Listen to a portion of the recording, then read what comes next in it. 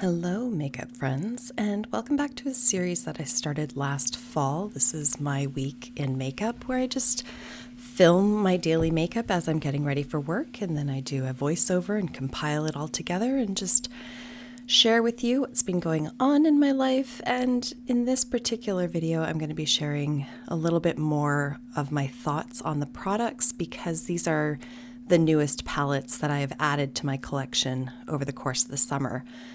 But for this very beginning part here, I'm just showing you all of the base products that I have kept consistent throughout this week. So if there's any question on what concealer I used, what foundation, you're seeing it here, and I did keep it consistent.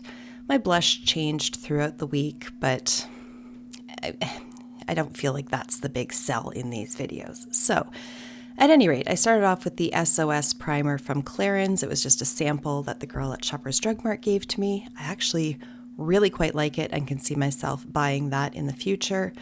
This foundation is from The Ordinary, and this is the high coverage foundation, or I think it's just called the coverage foundation, but it is high coverage, and I haven't used it in quite some time. And you can see on my face that I'm not super in love with it. I had forgotten just how much coverage it provides, so I went in a little heavy-handed this day. In subsequent days, the learning curve was pretty much a vertical line, and I really backed off of it, but it's one that I can foresee myself decluttering from my collection. So the first palette that I went in with is from Melt Cosmetics. This is the Fire palette, part of their Bad Side Zodiac collection. You know, Melt is just kind of hit or miss as far as I'm concerned. This one, you know, it's not the worst that I've had from Melt, nor is it the best. The red shimmer that I use on this, it leaves me wanting a little bit more. The mattes, like, they blend, but you do have to spend a bit of time building them up. That's not necessarily a bad thing. It's sort of a run-of-the-mill palette. There's nothing particularly memorable about it. I do really like the color story. That's what drew me to it. But in terms of the overall user experience, it's really nothing to write home about. At any rate, I was getting ready for work on Monday this day. If you are new to my channel or new to this series, I do work in an office setting. I, along with a partner, own a law firm, so I don't have any particular rules in terms of what I'm allowed to wear or not allowed to wear, but I do try to keep it on the more quote-unquote professional side and a little bit more subdued, although my makeup for this day is definitely not subdued. I had no client meetings and no face-to-face interactions going on, so I didn't feel that I needed to restrain myself. So with these videos, again, if you're new to this series, I do like to show just how much blending I do, so I don't tend to crop a lot of the application out. And I don't speed it up. If I have, I will tell you I didn't speed anything up in this video today, but I do like to show it just so that you get a good sense of just what my blending process is to achieve what I ultimately end up achieving. Sorry, full disclosure, I don't know if you picked up the sound of crying in the background of the last few minutes, but my son was crying in the background, and now I'm a little bit distracted, but we're going to power through.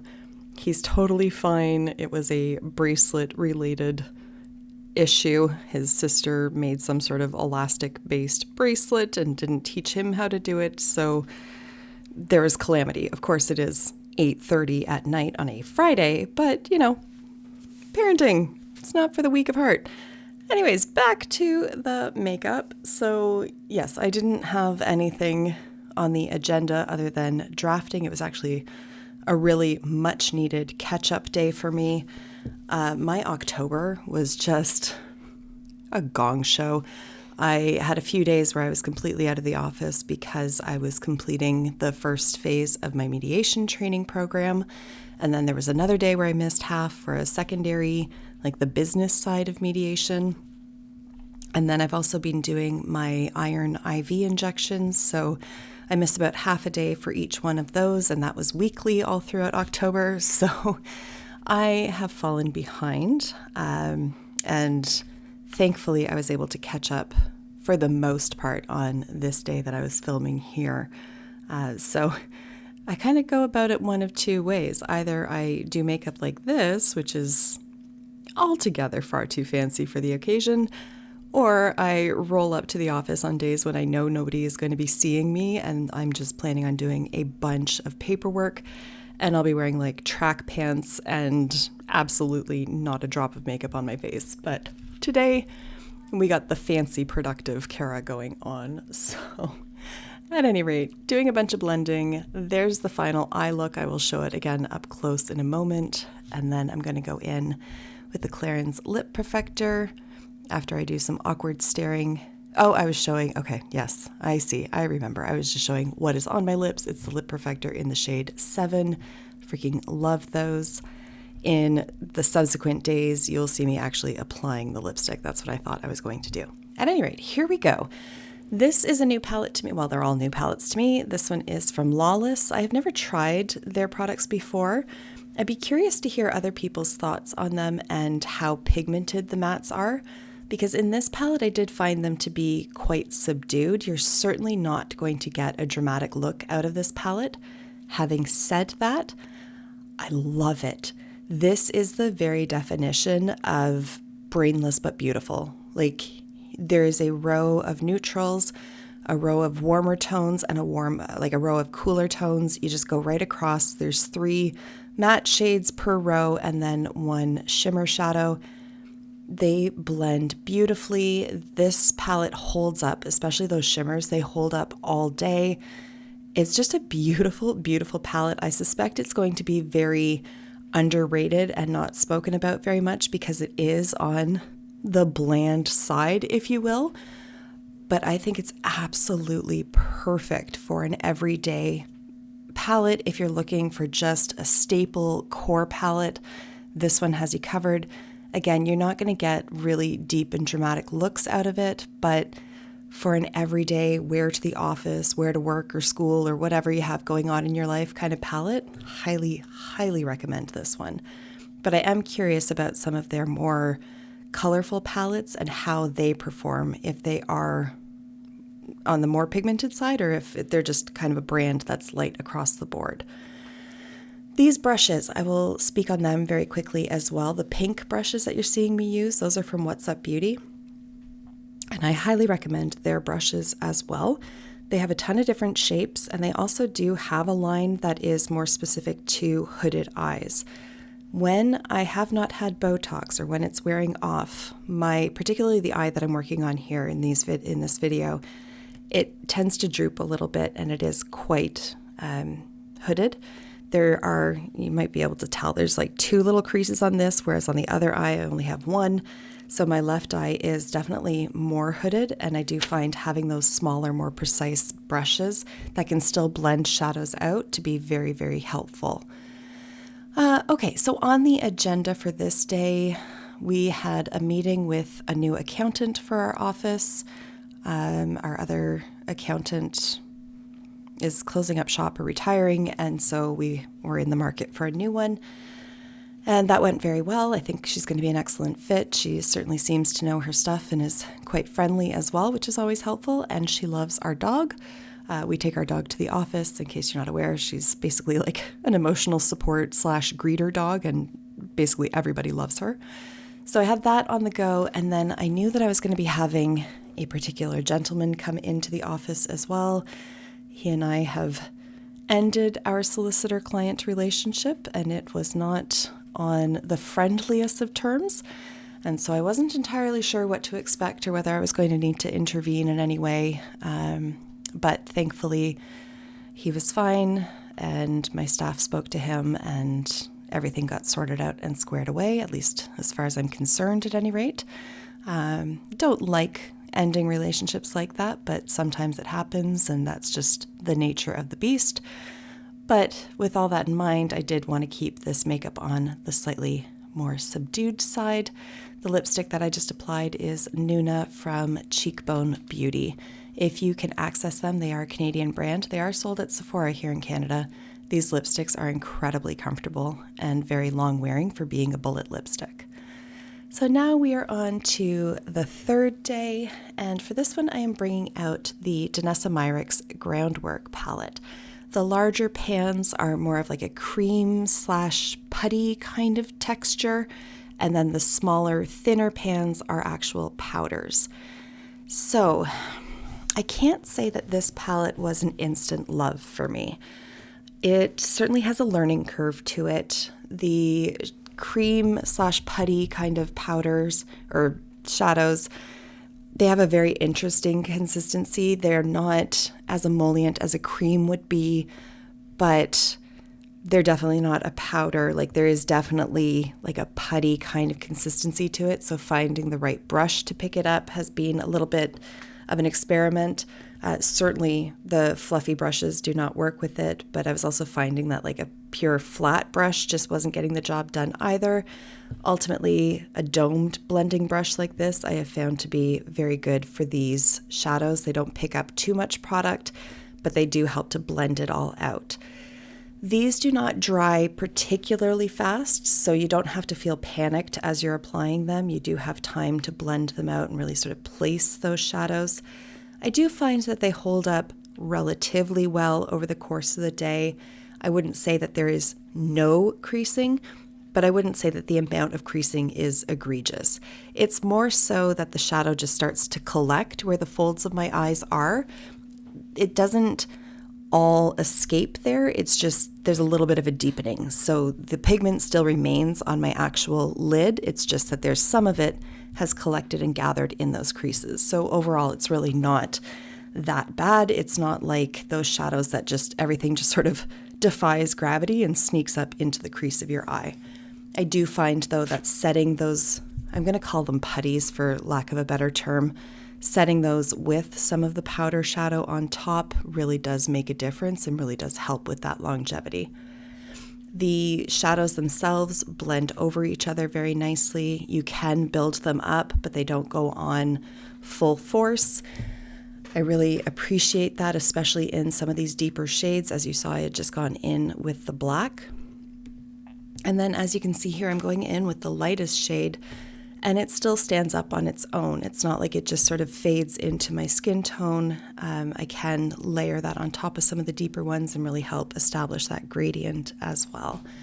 In case you couldn't tell just from the picture, this is an all matte palette, although some of my putty shadows looked like they had shimmer, but I think it was just some moisture collecting on the top. Going in with the gloss here from Tower 28, this is in the shade XOXO. And there is the final look. I have to say, of the two neutral palettes that I've included here, I do like the Lawless one a bit better. It's just a little bit less fussy, a little bit easier to work with. The Danessa Myricks is beautiful, but I think it's outside of my skill set, if I'm being perfectly honest, to really like maximize out of the usage of it. Now, day 4, this is the MAC Holiday palette. This is the Snowbody's Business palette. And I have mixed feelings on it.